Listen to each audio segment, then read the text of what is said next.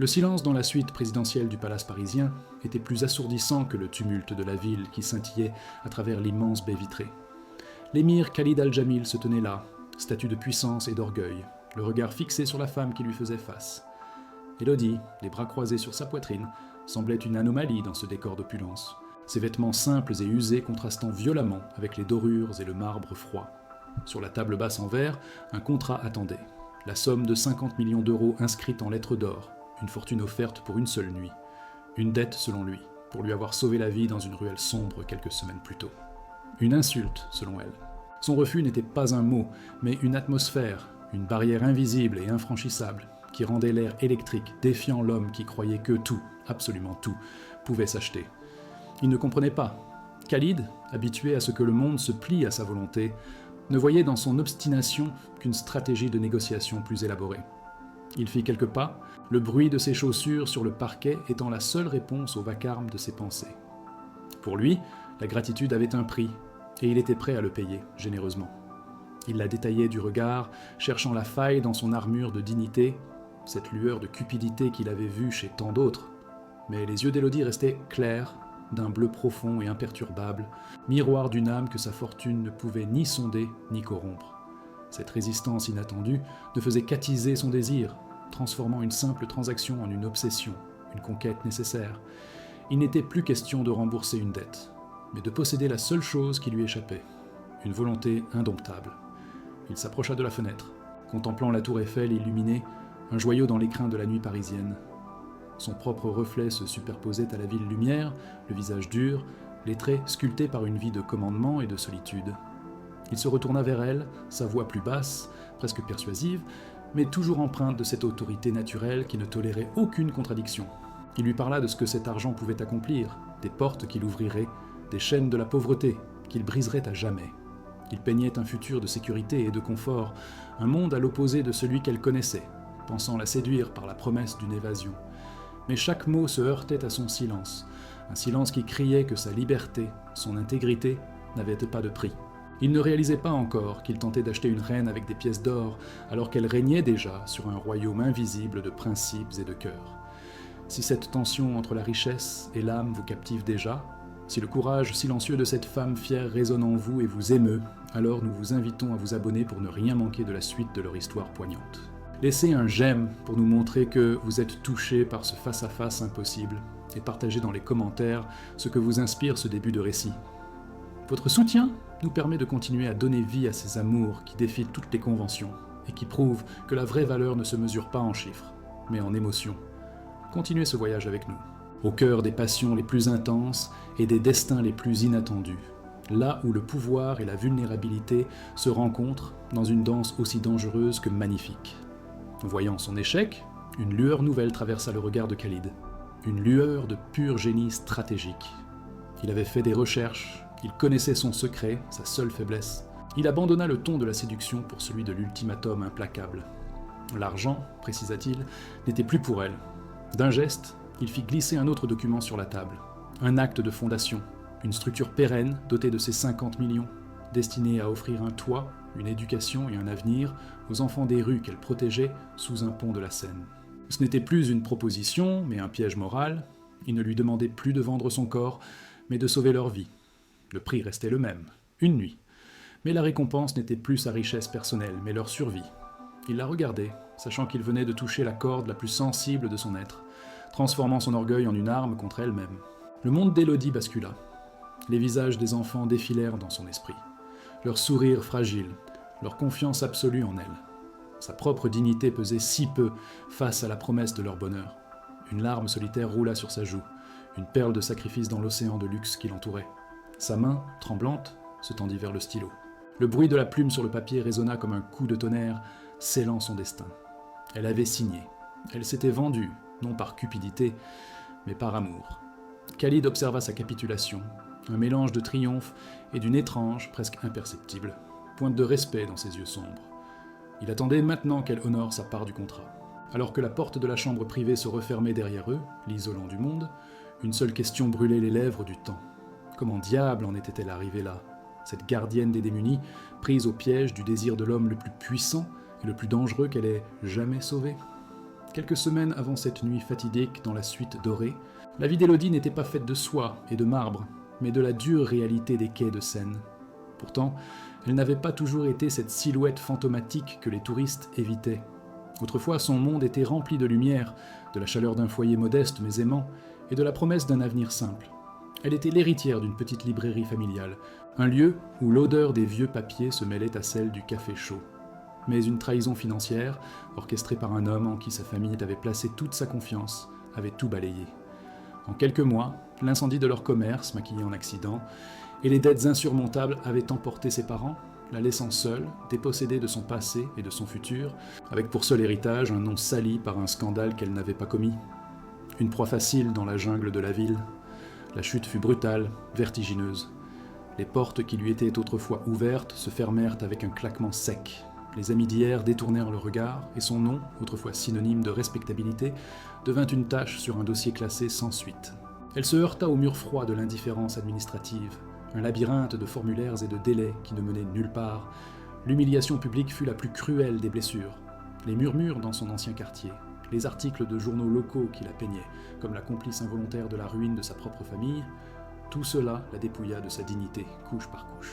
Elle apprit à survivre dans l'ombre, à devenir invisible pour échapper aux regards accusateurs, comprenant que dans ce monde de pouvoir et d'apparence, la vérité d'une femme sans argent ne pesait rien face aux mensonges d'un homme riche et influent.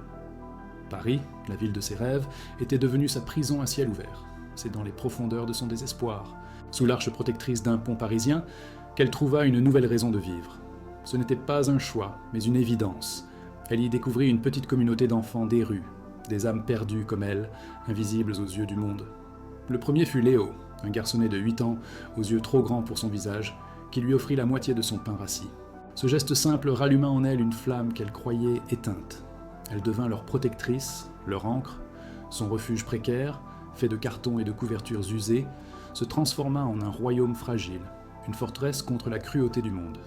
Elle n'était plus Élodie, l'héritière déchue, mais la gardienne des oubliés, une reine sans couronne dont le seul trésor était la confiance et les sourires de ses protégés. Chaque jour était une bataille silencieuse pour leur survie. Élodie développa une intelligence et une ruse qu'elle ne se connaissait pas, apprenant les heures où les boulangeries jetèrent leurs invendus, les lieux où l'on pouvait trouver un abri temporaire contre la pluie glaciale, et les regards des passants qu'il fallait éviter. Elle leur apprenait à lire avec de vieux journaux, leur racontait des histoires pour chasser le froid et la peur, et panser leurs égratignures avec des herbes cueillies le long des quais. Elle était leur mère, leur sœur, leur unique rempart. Cette responsabilité était son fardeau et sa bénédiction. Elle les protégeait non seulement du froid et de la faim, mais aussi des services sociaux qui menacèrent de les séparer, de briser cette famille qu'ils avaient bâtie sur les ruines de leurs vies respectives. Sa propre souffrance s'effaçait devant leurs besoins, et sa dignité se mesurait à leur sécurité. Ce soir-là, le froid était plus mordant que d'habitude. Un vent glacial s'engouffrait sous le pont, faisant frissonner les enfants blottis les uns contre les autres sous une montagne de couvertures. Élodie les veillait, le cœur lourd d'inquiétude. Les réserves de nourriture étaient presque épuisées, et l'atout du petit Léo s'aggravait. En contemplant les lumières scintillantes de la ville qui se reflétaient sur l'eau sombre de la Seine, elle ressentit une pointe de désespoir. Ce spectacle de luxe et d'insouciance semblait se moquer de leur misère. Elle se sentait si petite, si impuissante face à l'immensité de leurs besoins. C'était dans cet état de vulnérabilité, oscillant entre l'épuisement et une détermination farouche, qu'elle se tenait au bord du quai, cherchant une solution, n'importe laquelle, pour que ses enfants voient le lever d'un jour meilleur, un jour où ils auraient chaud et le ventre plein. Le destin frappa sans crier gare, sous la forme d'un crissement de pneus sur le pavé mouillé et de cris gutturaux déchirant le calme relatif de la nuit. Une berline noire venait de s'arrêter brutalement non loin de leur abri. Des hommes en sortirent, et une lutte éclata. Élodie n'eut pas le temps de réfléchir. Elle vit une silhouette élégante, un homme visiblement dépassé, projeté hors du véhicule. Dans la lueur des phares, elle aperçut le reflet métallique d'une lame. Son instinct de protection, aiguisé par des mois de veille sur ses enfants, prit le dessus. Sans penser au danger, elle se jeta en avant, poussant l'inconnu avec toute la force de son corps frêle, le faisant tomber à l'abri derrière un pilier de pierre, juste au moment où le couteau s'abattait, là où il se tenait une seconde plus tôt. Elle venait de sauver la vie de l'émir Khalid al-Jamil, ignorant que ce geste de pure compassion allait la conduire tout droit vers cette suite luxueuse et le contrat qui briserait son âme. Le fracas des pneus qui s'éloignaient laissa place à un silence irréel. seulement troublé par le clapotis de la Seine contre la pierre froide et le sifflement du vent sous l'arche du pont. Élodie était encore penchée au-dessus de lui, son souffle court formant de petits nuages dans l'air glacial, le cœur battant la chamade. L'homme qu'elle avait sauvé se redressa lentement, une main sur le pilier pour s'équilibrer.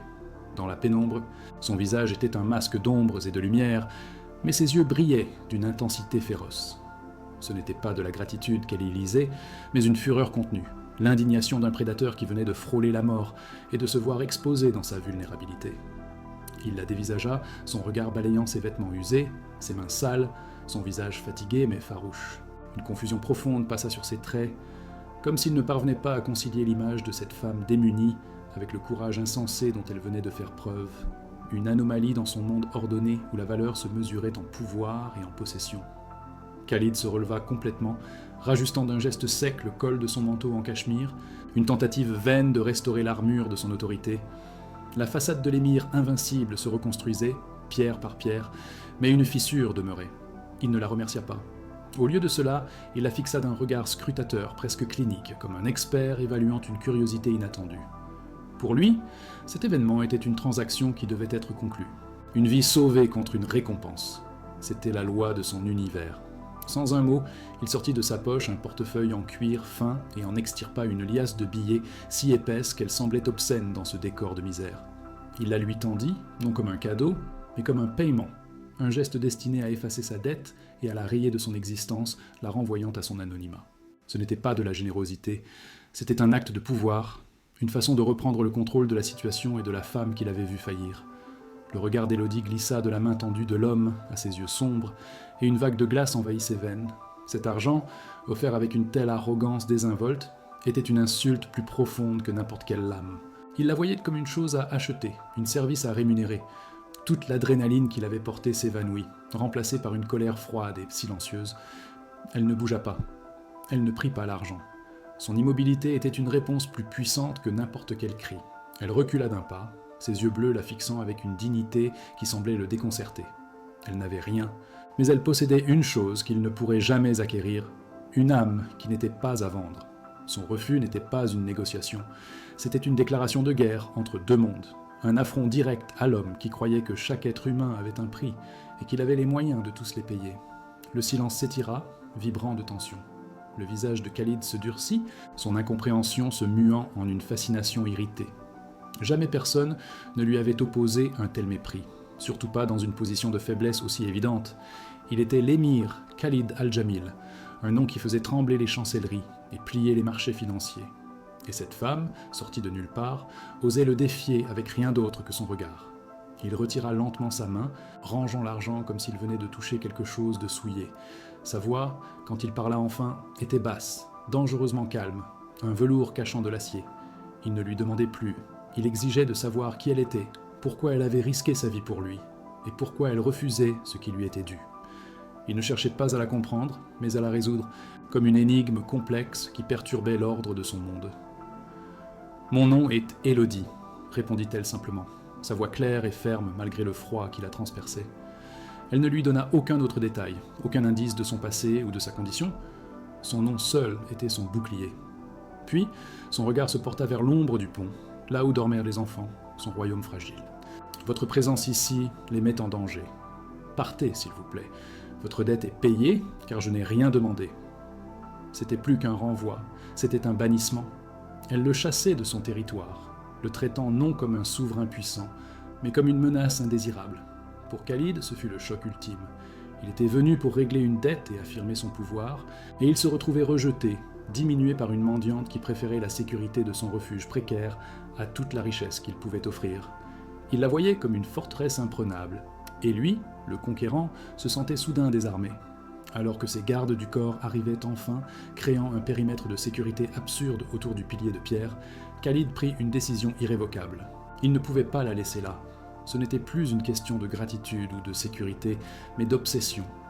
Elle était la première chose, la première personne, qu'il ne parvenait pas à acheter, à contrôler ou à comprendre. La laisser disparaître dans la nuit parisienne était impensable. Il fit un pas vers elle, son ombre la recouvrant entièrement. « Vous ne resterez pas ici !» déclara-t-il, son ton ne souffrant aucune contestation. « Vous venez avec moi. » Ce n'était pas une invitation, mais un ordre. Sa première impression d'elle était celle d'un diamant brut, d'une force indomptable cachée sous la poussière. La sienne, pour lui, était celle d'une cage dorée, un homme d'une puissance infinie mais d'une solitude tout aussi abyssale. L'ultimatum était posé, l'attirant de son monde pour la jeter dans le sien, préparant le terrain pour la confrontation inévitable dans cette suite luxueuse qui les attendait. La transition fut brutale, un arrachement violent de la grisaille des quais à l'éclat aveuglant du marbre et de l'or. Élodie se tenait au milieu du salon principal du palais privé de Khalid, un espace si vaste qu'il aurait pu contenir son ancien monde tout entier. L'air y était parfumé de myrrhe et de fleurs rares, un silence feutré absorbait le bruit de ses pas hésitants sur les tapis persans. Elle n'était pas impressionnée, mais agressée par cette opulence qui semblait vouloir l'étouffer, l'effacer. Khalid l'observait depuis l'autre bout de la pièce, un verre d'ambre à la main, s'attendant à voir de l'émerveillement ou de la cupidité dans ses yeux. Il ne vit qu'une lassitude infinie et un défi silencieux. Elle portait encore ses vêtements usés, une tache de réalité crue sur la toile immaculée de sa richesse. Elle ne plierait pas. Il le comprit à cet instant et cette certitude, au lieu de l'apaiser, alluma en lui une flamme sombre et possessive. La guerre ne faisait que commencer. Il tenta de la remodeler à l'image de son monde, pensant que la priver de son identité visuelle serait la première étape de sa soumission. Le lendemain, une armée de stylistes et de couturiers envahit ses appartements, présentant des robes de soie, des cascades de bijoux, des souliers dignes d'une reine. Il voulait la parer comme un trophée, une démonstration de son pouvoir. Élodie les congédia d'un geste calme mais sans appel. Face à Khalid, furieux, elle se contenta de caresser le tissu élimé de sa propre blouse. « Ceci est ce que je suis », dit-elle, sa voix basse mais vibrante de conviction. « Si vous vouliez une poupée, vous auriez dû en acheter une. Je ne suis pas à vendre, je suis simplement le prix d'une promesse. » Chaque mot était une flèche décochée avec une précision mortelle, atteignant non pas son orgueil, mais cette part de lui qui, secrètement, admirait la force qu'il cherchait à briser. Son refus n'était pas une simple rébellion, c'était un acte de préservation de son âme.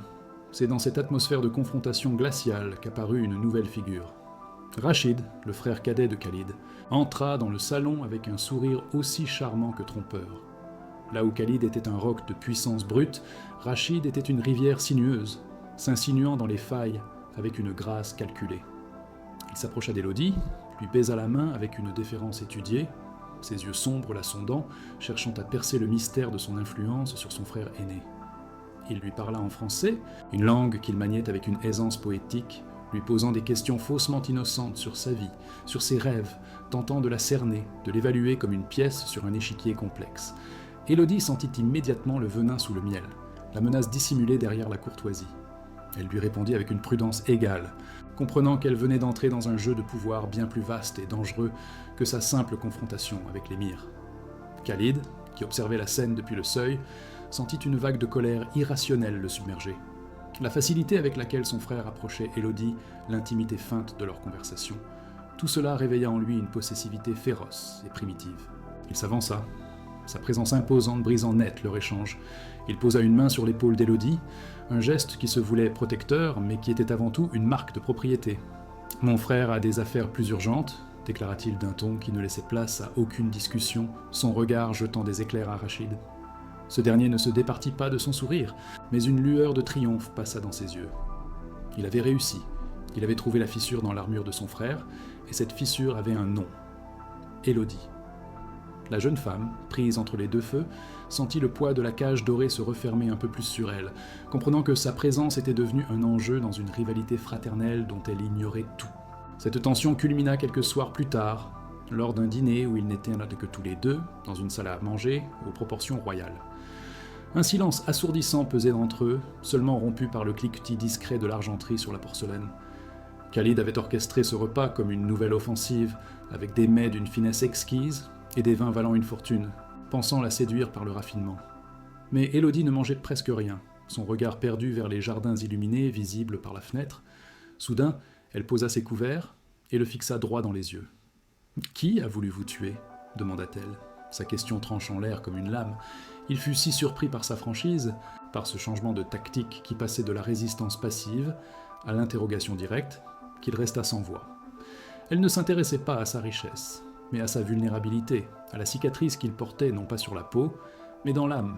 La question resta suspendue entre eux, changeant irrévocablement la dynamique de leur relation. Il ne répondit pas, mais son silence était un aveu. Quelque chose en lui s'était brisé. Quelques jours s'étaient écoulés depuis son arrivée, une éternité passée dans cette prison de luxe. Leur relation était un champ de bataille permanent, un équilibre précaire entre une haine farouche et une attraction magnétique et interdite. C'est alors qu'il lui annonça la prochaine étape de son plan. Dans 3 jours, il y a un gala de bienfaisance à l'Opéra Garnier. Vous m'accompagnerez. Ce n'était pas une proposition. Après l'attentat, il devait réaffirmer sa puissance, montrer qu'il était intouchable, et elle serait à son bras, le symbole de sa dernière conquête. Il ne savait pas qu'en la jetant ainsi dans l'arène publique, il la désignait comme la cible parfaite pour une humiliation qui allait dépasser tout ce qu'elle avait jamais pu imaginer, orchestrée par les ombres qui complotèrent déjà leur chute. Les 3 jours s'étaient écoulés dans une brume de tension et de silence, une trêve fragile avant la bataille annoncée. L'air du palais vibrait d'une attente électrique, chaque regard échangé entre Élodie et Khalid étant un duel muet. Le soir du gala, l'Opéra Garnier se dressait comme un temple de lumière et de faux semblants, ses dorures étincelant sous un ciel d'encre. Élodie, prisonnière d'une robe de soie bleu nuit qui semblait lui voler son souffle, se sentait comme une pièce rapportée dans ce décor somptueux. En montant les marches majestueuses à son bras, elle sentit la main de Khalid se resserrer sur la sienne, un geste qu'elle ne sut interpréter. Était-ce une marque de possession, un avertissement, ou l'aveu d'une nervosité qu'il ne s'autorisait jamais ? Pour la première fois, elle perçut une fissure dans son armure d'arrogance, un écho de la vulnérabilité qu'elle avait entrevue sous le pont, créant un instant de connexion aussi bref et fragile qu'une bulle de savon. À peine avait-il franchi le seuil que le monde explosa dans une cacophonie de lumière et de cris. Une marée de journalistes, surgis de nulle part comme des prédateurs sentant le sang, les encercla. Les flashs crépitaient, aveuglants, transformant la scène en un cauchemar stroboscopique. Des questions hurlées fusaient de toutes parts, des lames verbales conçues pour blesser. « Mademoiselle, est-ce vrai que vous viviez sous un pont ? La Cendrillon des quais, combien coûte une nuit avec un émir ? Avez-vous séduit le Cher pour sauver vos petits protégés ?» Des tabloïds étaient brandis, leurs unes affichant des photos volées d'elle, sales et épuisées dans son refuge de fortune, juxtaposées à des clichés d'elle entrant dans le palace. L'humiliation était totale, chirurgicale, la dépouillant de sa dignité devant le monde entier, la peignant comme une intrigante vénale, une caricature cruelle de son sacrifice. Khalid fut pris par surprise, son visage se figeant dans un masque de fureur glaciale. Ses gardes du corps, submergés, peinaient à contenir la meute. Il réagit par instinct, en guerrier, en protecteur physique. Il attira Élodie contre lui, son corps formant un rempart contre les assauts, sa main couvrant l'objectif d'un appareil photo trop proche. Mais il ne dit rien. Pas un mot pour la défendre, pas une réfutation pour faire taire les mensonges, pas un cri de rage pour protéger son honneur. Son silence fut plus assourdissant que les clameurs de la foule.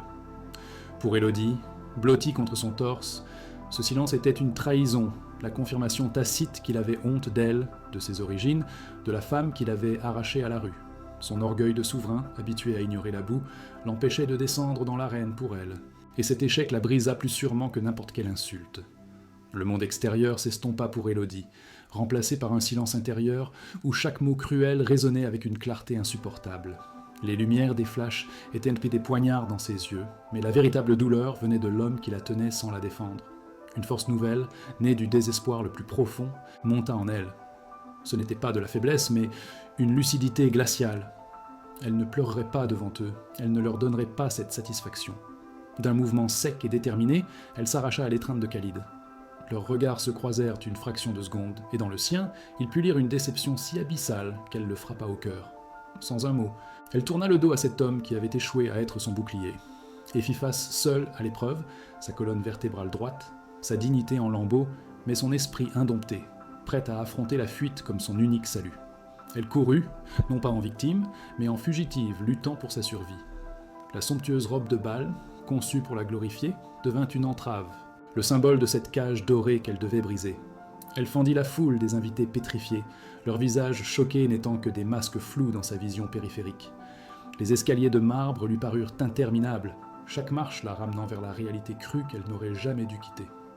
Une fois dehors, l'air froid de la nuit parisienne la gifla, la ramenant à la vie.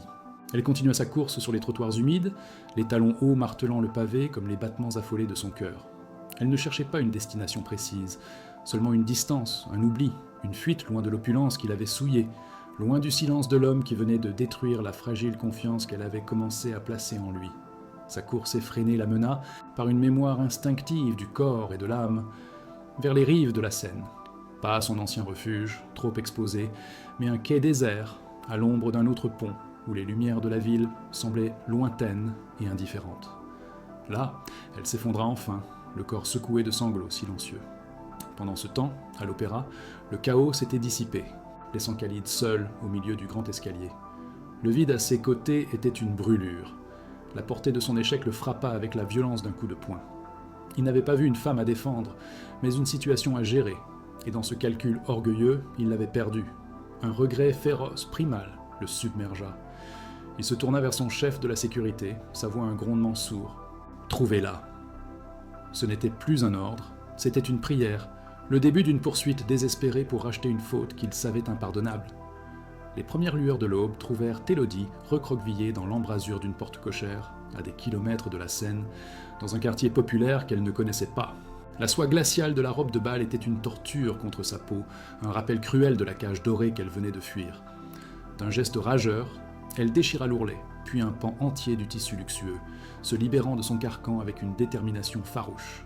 Le froid mordant de la pierre contre son dos était une douleur familière, presque réconfortante, qui la ramenait à une réalité qu'elle comprenait. Elle n'était ni une princesse, ni une courtisane, mais une survivante. Alors que la ville s'éveillait lentement, elle se fondit dans la foule des travailleurs matinaux, son visage anonyme dissimulé sous une capuche improvisée, cherchant non pas un abri mais un oubli, un lieu où le nom de Khalid al-Jamil ne pourrait plus jamais la blesser, un recoin du monde où son propre cœur cesserait de saigner pour l'homme qui l'avait exposé au déshonneur. Pendant ce temps, au sommet du palace, le silence était celui d'un champ de bataille après la défaite. Khalid n'avait pas dormi. Il arpentait la suite comme un lion en cage, le verre de la baie vitrée vibrant presque sous l'intensité de sa fureur contenue. Ces hommes revenaient les uns après les autres, le visage fermé, les mains vides. Paris l'avait avalé. Toutes ses ressources, son réseau d'informateurs, la technologie de surveillance la plus avancée, tout cela se brisait contre le simple désir d'une femme de disparaître. Il fracassa un vase en cristal contre un mur, non pas de colère contre elle, mais contre lui-même, contre son arrogance et son aveuglement. Il avait cru pouvoir la posséder, la contrôler, et il n'avait réussi qu'à la chasser. La solitude de la suite, autrefois son sanctuaire de pouvoir, était devenue une chambre de torture, chaque objet de luxe lui renvoyant l'image de son échec monumental, le reflet d'un roi sans royaume car il avait perdu sa seule véritable richesse. Les jours se transformèrent en une semaine. Une éternité grise et floue pour Élodie. Elle avait trouvé refuge dans les combles d'une église abandonnée, un lieu de silence et de poussière où personne ne songerait à la chercher. Elle survivait grâce à la générosité discrète d'un vieux prêtre qui avait deviné sa détresse sans poser de questions. Chaque soir, elle contemplait la ville depuis une lucarne, une mer de lumières indifférentes. La faim et le froid étaient des compagnons constants, mais la douleur la plus vive était celle de la mémoire. Elle revoyait ses yeux, la lueur de vulnérabilité qu'elle y avait décelée, la chaleur de sa main sur la sienne. Elle se haïssait de cette faiblesse, de ce souvenir tenace d'une connexion qui n'avait été qu'une illusion. Une transaction magnifiquement déguisée. Elle s'efforçait de le chasser de ses pensées, mais son absence était une présence plus obsédante encore que ne l'avait été sa proximité écrasante. Khalid, de son côté, avait cessé de donner des ordres. La recherche frénétique avait laissé place à une quête introspective et douloureuse. Il retourna seul sous le pont où tout avait commencé, s'asseyant sur la pierre froide où elle l'avait sauvé. Pour la première fois, il ressentit l'humidité qui transperce les eaux, il entendit le murmure solitaire du fleuve, il vit la ville non comme un terrain de jeu pour les puissants, mais comme un abri précaire pour les oubliés. Il comprit enfin la profondeur de l'insulte qu'avait été son offre d'argent, la violence de son intrusion dans son monde. Il ne cherchait plus seulement à la retrouver pour apaiser son orgueil blessé ou son désir inassouvi, il cherchait à retrouver une partie de lui-même qu'il avait perdue, une humanité que son regard à elle avait brièvement réveillée avant que son propre silence ne la tue. Il devait la retrouver pour lui demander pardon, même s'il savait que ce mot serait terriblement insuffisant. 1 mois s'était écoulé, le scandale s'était tassé, remplacé par d'autres nouvelles éphémères. Élodie avait trouvé une forme de paix fragile dans l'anonymat du cimetière du Père-Lachaise, aidant un vieux gardien à entretenir les tombes en échange d'une petite chambre dans une chapelle désaffectée. Elle vivait parmi les fantômes, et cela lui convenait. Un jour, en emballant des fleurs fanées dans un vieux journal, son regard fut attiré par un article. La fondation Al-Jamil pour les enfants de la Seine avait été officiellement inaugurée, avec une dotation de 50 millions d'euros. Son cœur rata un battement. Ce n'était pas un geste public pour redorer son image, les détails du projet étaient précis, concrets, exactement comme elle l'aurait souhaité. C'était l'accomplissement de sa promesse, un acte posé dans le silence de son absence. Le doute s'insinua en elle, un poison doux et terrible. Et s'il n'était pas le monstre qu'elle s'était forcée à croire? À Paris, dans son bureau transformé en quartier général, Khalid fixait une photographie granuleuse. Il avait abandonné la recherche d'Élodie pour traquer la source de la fuite, la main qui avait orchestré son humiliation. Après des semaines d'enquête discrète, son chef de la sécurité avait enfin trouvé une piste. La photo, extraite d'une caméra de surveillance de l'Opéra, montrait une silhouette dans l'ombre, remettant une enveloppe à l'un des journalistes les plus virulents, quelques minutes seulement avant l'embuscade. En zoomant, le visage devint clair, familier, et le monde de Khalid bascula sur son axe. C'était Rachid, son propre frère, son sourire charmeur figé dans un instant de trahison parfaite. Il comprit alors que l'humiliation d'Élodie n'avait jamais été le but, mais l'arme. Elle était un pion dans un jeu bien plus mortel. Il devait la retrouver, non plus pour son cœur, mais pour sa vie. Elle était en danger à cause de lui, et cette fois, il ne resterait pas silencieux. La photographie de Rachid était une brûlure dans la paume de sa main, un poison qui se propageait dans ses veines. Khalid quitta le silence oppressant de son palais, non plus en souverain, mais en chasseur traqué par son propre sang. Il ne s'agissait plus de retrouver une femme qui hantait ses nuits, mais de devancer une menace mortelle qui la visait. Dans la voiture qui filait à travers Paris, il rejeta les méthodes de surveillance traditionnelles, ces outils de pouvoir qui s'étaient avérés si inutiles pour la trouver. Pour la retrouver, il devait cesser de penser comme un émir et commencer à penser comme elle. Où irait une âme en quête de silence, une femme cherchant à s'effacer du monde des vivants? Pas dans les foules, pas dans les refuges évidents. Il pensa à la paix des lieux oubliés, à la dignité silencieuse de la pierre et de la mémoire. Une certitude s'imposa à lui, aussi froide et claire que le marbre d'une crypte. Il la trouverait là où les histoires se terminent et où le silence est éternel. Il arriva seul au grillage du cimetière du Père-Lachaise, renvoyant sa voiture et ses gardes d'un geste sec. Le contraste était saisissant. L'homme qui commandait des armées et des fortunes se tenait humblement devant ce royaume de paix et de recueillement. Il marcha dans les allées sinueuses, son costume impeccable, une anomalie parmi les tombes couvertes de mousse et les anges de pierre qui pleuraient en silence. Chaque pas était un acte de pénitence, une reconnaissance de son échec. Il ne la cherchait pas au hasard. Il cherchait le cœur battant de ce lieu, la personne qui en connaissait chaque secret. Il trouva le vieux gardien près d'une chapelle, ratissant des feuilles mortes. Khalid s'approcha, non avec l'autorité d'un prince, mais avec la supplique d'un homme désespéré. Il lui montra une photo d'Élodie sur son téléphone, et dans le regard du vieil homme, il ne vit pas de la méfiance, mais une compréhension silencieuse. D'un simple hochement de tête, il lui indiqua une petite bâtisse isolée au fond du cimetière. La porte de la chapelle désaffectée était entr'ouverte, laissant filtrer un ray de lumière poussiéreuse. Khalid s'approcha sans un bruit, le cœur battant à tout rompre, craignant à la fois de la trouver et de ne pas la trouver. Et puis, il la vit. Elle était assise sur un banc de pierre, le dos tourné vers lui, baignée dans la lumière douce d'un vitrail qui colorait l'air de teintes ambrées et bleutées. Elle ne faisait rien d'extraordinaire. Elle cousait, avec une concentration d'ange, un petit manteau d'enfant, rapiéçant le tissu avec un fil de couleur vive. Cette image d'une simplicité et d'une tendresse infinie le frappa avec la violence d'un coup de poignard. Toute sa puissance, toute sa richesse, tout son orgueil se réduisirent à néant face à cette scène. Elle était là, vivante, entière, et il comprit à cet instant qu'il n'était pas venu la sauver, mais qu'il était venu lui demander de le sauver de lui-même, de la solitude glaciale de son monde. Son ombre, s'étirant dans le ray de lumière, la trahit avant même qu'il n'ait pu prononcer un mot. Élodie se figea, puis se retourna lentement. La surprise sur son visage fut immédiatement balayée par une vague de glace. Ses yeux, autrefois des fenêtres, sur une âme fière, devinrent des éclats de saphir, durs et impénétrables. Elle se leva d'un bond, serrant le petit manteau contre sa poitrine comme un bouclier. Il n'y avait plus de peur en elle, seulement une colère froide, une lassitude infinie, et une déception si profonde qu'elle semblait avoir creusé des ravins invisibles sur son visage. « Que faites-vous ici » Sa voix était un murmure tranchant, dépourvu de toute émotion. « N'avez-vous pas assez pris ? Il ne me reste plus rien que vous puissiez acheter ou détruire. Partez. » Chaque mot était une pierre jetée contre le mur de son silence passé, une condamnation sans appel de l'homme qui l'avait humiliée devant le monde entier et qui n'avait rien fait pour la défendre. Khalid avança d'un pas, les mains ouvertes dans un geste de reddition. Il ne chercha pas à se justifier, à plaider pour un pardon qu'il ne méritait pas encore. Le temps des mots doux et des promesses vides était révolu. Il sortit son téléphone, l'écran brillant dans la pénombre de la chapelle, et lui montra la photographie. L'image de Rachid, souriant en tendant l'enveloppe au journaliste, était sans équivoque. « Ce n'était pas un hasard, dit-il. Sa voix grave et chargée d'une urgence qu'elle ne lui avait jamais entendue. L'humiliation à l'opéra, les journalistes, tout a été orchestré par mon propre frère. » Il la regarda droit dans les yeux, la laissant voir la vérité nue de sa propre douleur, de sa propre trahison. « Vous n'étiez pas la cible, Élodie. Vous étiez l'arme. Et il n'hésitera pas à vous éliminer maintenant que vous ne lui servez plus à rien. Je ne suis pas ici pour moi. Je suis ici parce que votre vie est en danger à cause de moi. » Le silence retomba dans la vieille chapelle, plus lourd et plus dense que jamais.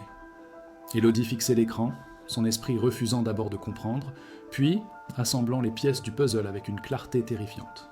La haine qu'elle avait nourrie contre Khalid, ce pilier qui l'avait aidé à survivre, se fissurait, s'effondrait, la laissant à nu face à une vérité bien plus complexe et dangereuse. Son agresseur n'était pas l'homme devant elle, mais une ombre qu'elle avait à peine entrevue. Khalid n'était pas venu réclamer sa dette, mais la prévenir d'une menace bien réelle. Ils se tenaient là, à quelques mètres l'un de l'autre, non plus comme un créancier et sa débitrice, mais comme deux survivants d'une même trahison. La colère dans ses yeux s'éteignit, remplacée par une lueur de confusion, et, peut-être, une étincelle de peur. Il ne lui demandait pas de lui pardonner son silence, il lui demandait de lui faire confiance pour la protéger du silence de la mort qui la menaçait. Il fit un pas de plus dans la chapelle, l'espace entre eux se rétrécissant jusqu'à devenir un fil tendu de regrets et de possibilités. Sa voix, lorsqu'il reprit la parole, n'avait plus rien de l'arrogance de l'émir. C'était celle d'un homme brisé, confessant ses péchés dans le silence d'un sanctuaire. Mon silence à l'opéra, ce n'était pas de la honte, Élodie, c'était la peur. La peur panique de l'homme qui a toujours tout contrôlé et qui, pour la première fois, se sentait impuissant. Mon frère connaissait cette faiblesse. Il savait que mon orgueil était une forteresse aux fondations fragiles. En vous attaquant, il ne m'a pas seulement atteint, il m'a anéanti. J'ai passé ma vie à construire un empire de chiffres et de pouvoir, mais je n'ai pas su protéger la seule chose qui avait de la valeur. Ce mois sans vous a été un désert plus aride que celui de mon pays.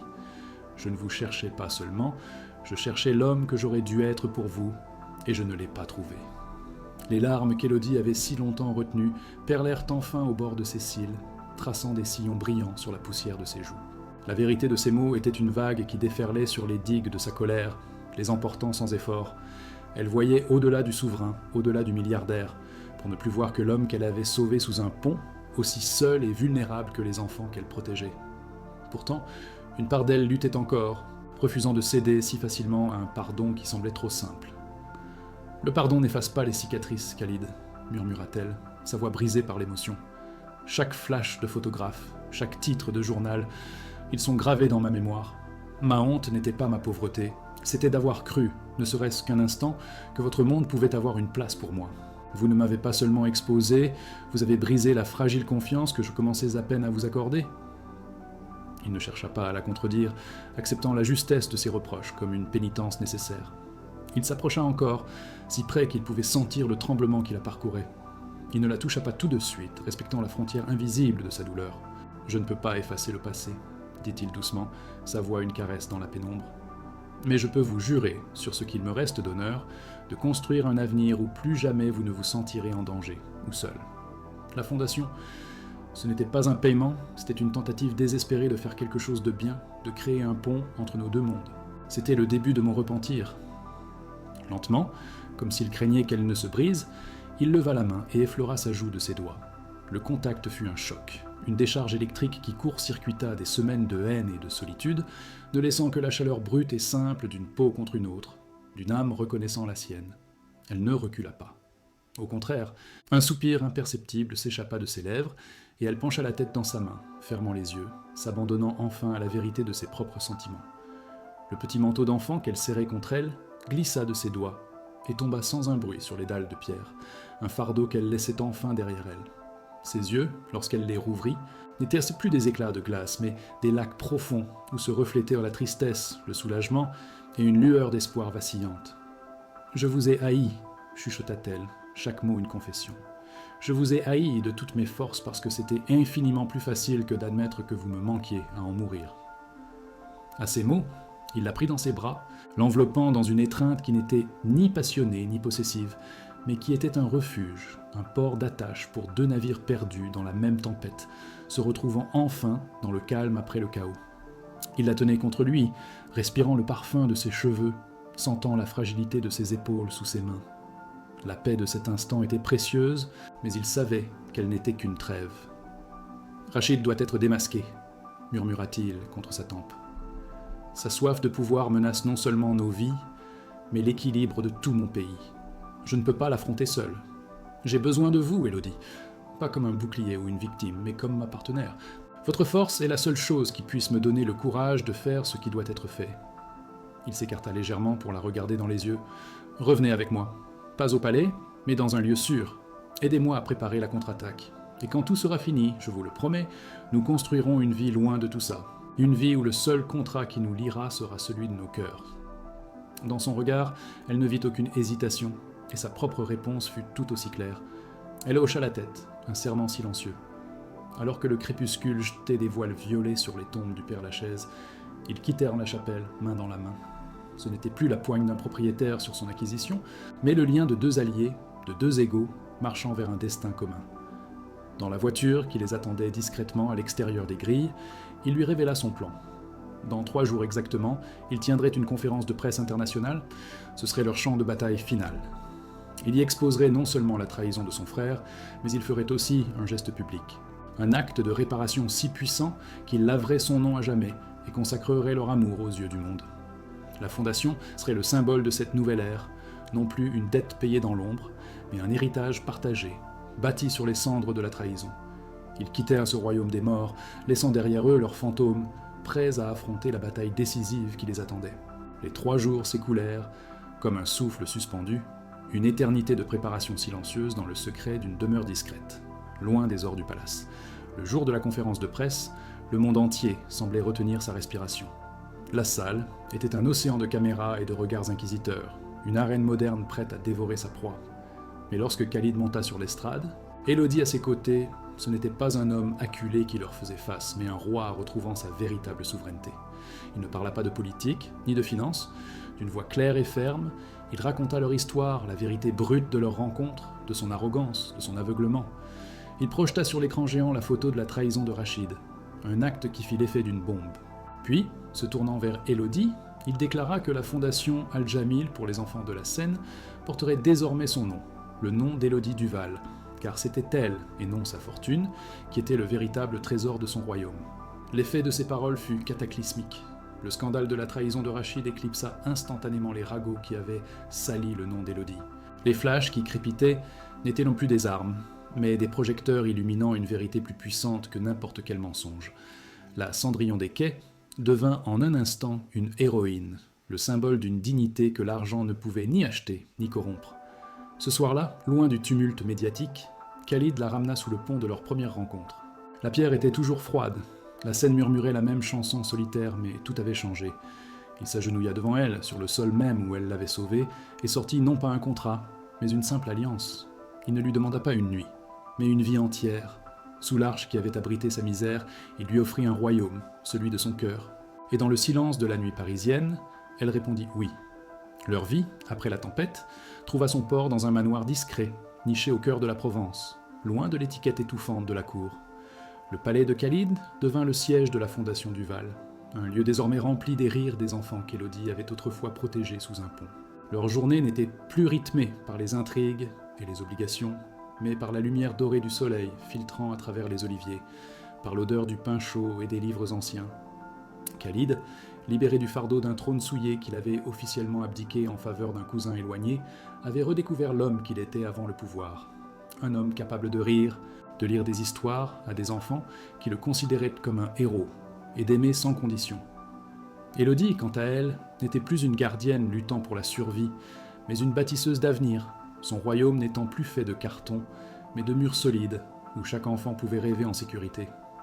Leur mariage ne fut pas un événement mondain, mais une cérémonie secrète, célébrée dans les jardins de leur nouvelle demeure, avec pour seul témoin le vieux prêtre qui l'avait abrité et les enfants de la fondation.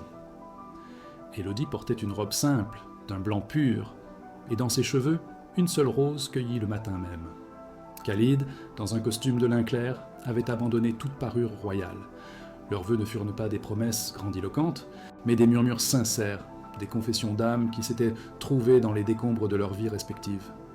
En glissant l'alliance à son doigt, Il lui dit que ce cercle d'or représentait un contrat éternel, non pas pour acheter son temps, mais pour lui offrir toute l'éternité du sien. Et les enfants, leurs enfants de cœur, jetèrent des pétales de fleurs sur leur passage, bénissant une union née non pas du pouvoir ou de la richesse, mais d'un acte de courage dans une ruelle sombre de Paris.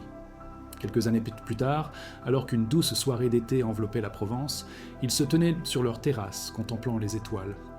Un petit garçon, leur fils, dormait paisiblement dans les bras de Khalid. Il avait les yeux sombres de son père et le sourire déterminé de sa mère. Élodie posa sa tête sur l'épaule de son mari, suivant son regard qui était fixé sur ses mains.